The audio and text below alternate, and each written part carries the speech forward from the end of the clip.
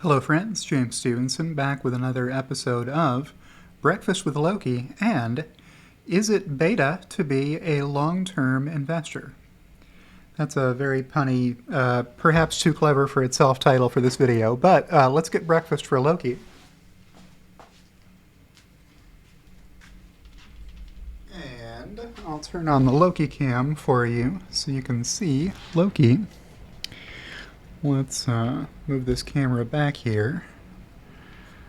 I probably should have turned it on Loki first before letting you see him eat his breakfast. But while he is eating, you can either keep an eye on him with the Loki cam right here below me, or you can keep an eye on my screen where I'm showing you today's topic. So somebody asked me on Twitter, would be great if you could do a video to highlight the benefits of having a long-term investor mindset. Short-term trading is not all bad, but long-term investing is just a lot easier once you have found a high-quality company. Well, I thought that would be a pretty good idea for a video, and this is that video. Also assisting me in show prep today is Farzad Misbahi at Farziness on Twitter, who put out this poll. What's your investing horizon with Tesla? So he just asked people who follow him, hey, how long are you planning on owning your Tesla stock before you want to sell it? The lowest response he got was people who said they want to sell within 1 year. The next lowest response was people who said 1 to 3 years. And the highest response, 2/3 of respondents to this poll indicated they're planning to hold their Tesla stock longer than 5 years. So this video, I titled, Is It Beta to be a Long-Term Investor? Well, no, it's not. It's not better necessarily to be a long-term investor. Hold that thought while I get Loki his treat for eating all of his food. Good boy, Loki. Yes. You get milk bone. Yes. Good boy. Alright. I'll try and keep an eye on Loki here so you can see what he's doing. And answer the question, well, no, nobody can help the situation they're in, right? Everybody invests for different reasons. If you're planning on retiring next year, then you don't have a long-term investing time horizon, right? You need to start taking your money out to live on. So, I mean, if you're 25, you probably can't help but have a long-term investing mindset because you're nowhere close to retirement and you're nowhere close to needing to sell your investment, right? So when I was in MBA school getting my Master of Business Administration, one of the assignments that we had, let me make sure the Loki cam can still see Loki here. Hi, buddy. One of the assignments we had was to make stock recommendations for a grandmother versus her grandchild. If you were going to invest for a baby who hasn't even gone to college yet, what kind of stock would you want to invest them in? And then for grandma, what kind of investment makes sense for her? And the two companies that we recommended for those cases were Procter & Gamble for the grandma and Tesla for the baby.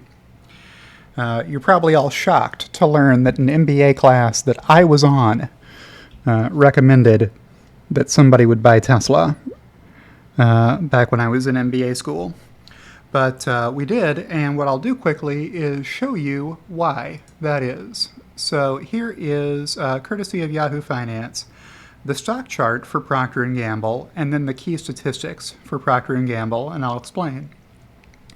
So this is a 5-year stock chart for Procter & Gamble. Today they trade at about 152. 5 years ago, they were trading at about $92. So they've gone up $60 from a basis of 90. So cumulatively about 60% over a 5-year time period. So the compound annual growth rate on that is probably 9 or 10% when you compound it. The straight line would be more like 12. So this is a good company to own long term, right? If you're a long term investor and what you want is stability in your investment, then you've got it here. There wasn't a lot of down for Procter & Gamble. Sure, there was some here in 2018. There was a little here in 2020 when the COVID freak out brought all stocks down. But apart from that, it's been mostly up. Why has Procter & Gamble been unaffected by the big pullbacks in the stock market? Because they sell laundry detergent. People are always going to have to buy laundry detergent. You don't stop cleaning your clothes when the economy's in bad shape, right? There's a certain amount of sales they're just going to have every quarter, which gives them very stable earnings. They also pay very stable dividends. They increase their dividend regularly. So it's a favorite stock for people to invest in when what they want is low risk, right? So if I scroll down the list here, what you'll see is the beta over the past 5 years in this stock has been 0.42. What does this mean? It means this stock is less volatile than average. A number below 1 means that this stock is swinging up and down only 42% as much as the average stock does. It's a low beta stock for the reasons that I just described up top. And they are paying a 2.39% dividend. So they've got a good dividend yield on their stock, and people like this stock. It says it's overvalued over here, but I'm not going to talk about that, whatever that metric is that Yahoo Finance provides. So that's Procter & Gamble. Let's compare this against our favorite company, Tesla, and see what's different about the two companies and why Tesla was a better recommendation for the baby in the picture. Same 5-year stock chart. So today Tesla is trading at 123.15. And some of you were saying, yeah, and it was trading at 300 just a couple of months ago. Isn't it awful that it's down by so much? Well, hold on. Let's back it up 5 years and see where it was at the beginning of this period, December 25th of 2017. It was trading at $20.76. So remember, the Procter & Gamble stock appreciated in value by, 2/3. What did this stock do? It increased in value by 6 times, 6x, where it was previously, a little more than, right? So this stock is up more than 600%. But look how bad the drawdowns were. There's been a ton of them, right? It fell here, it fell here. This was that same COVID freakout period. It's fallen some here and fallen a lot lately because we're in a huge bear market with interest rates rising. And when the economy is in bad shape, people don't have to still keep buying as many luxury vehicles every quarter as they typically would, right? So your laundry detergent keeps getting bought at regular intervals. It's very steady, very predictable revenues and earnings and cash flows and dividends, which makes Procter & Gamble stock very stable over long periods of time. Let's scroll down here and see what Tesla's beta is. It's a 1.91, almost a beta of 2 for Tesla, meaning Tesla is twice as volatile a stock as the average stock is, nearly.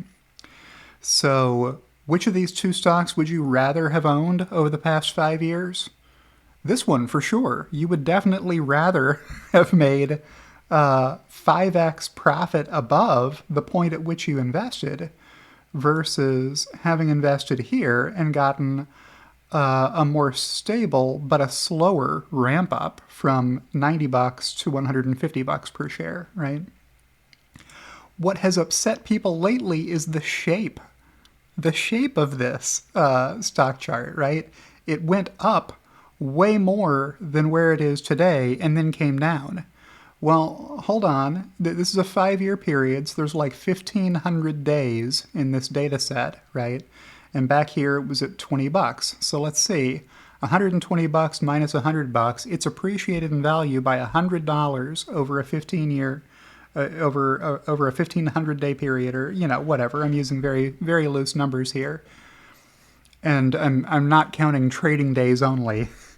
So Tesla stock has been going up by like 6 or 7 cents per calendar day over this period of time from a starting point of $20. That's fantastic. Like you're probably not going to get this kind of return very often. And if you're a long-term investor in Tesla, if you've been invested for more than 5 years, you're really happy with the returns that you have. If you're a short-term investor who's been buying dips hoping that immediately you'll make a lot of money and be able to sell and walk away with your profit, you're probably less happy lately over the last couple of years, right? So is it beta to be a long-term investor? Yeah, it's it's better to be invested for the long term. Now, there's nothing wrong with a diversification portfolio either, right? So nothing wrong with owning more than one stock. Plenty of people do. Concentrating your investments into one stock is one way to go. Of course, on this channel, we do not provide financial advice. For entertainment purposes only, do your own research, etc. And maybe I should check in now with Loki and see how he's doing. Maybe I'll check the Loki cam here. He is out like a light after having wolfed down his breakfast. Well, maybe he's not that out. I see his ears pivoting. So with that, I will conclude today's video and say if you've enjoyed today's video on the long-term investor mindset, click the like button. It's free to do that. And if you're not subscribed to my channel, why not go ahead and subscribe to my channel? Thank you for all you do to support me with comments, attaboys, likes, subscribes, or if you want to support me in other ways, there's links in my video description. A special thanks to my 2 executive producers, Kathy Kitchler and Halter Ferguson Financial, and I will see you in the next one.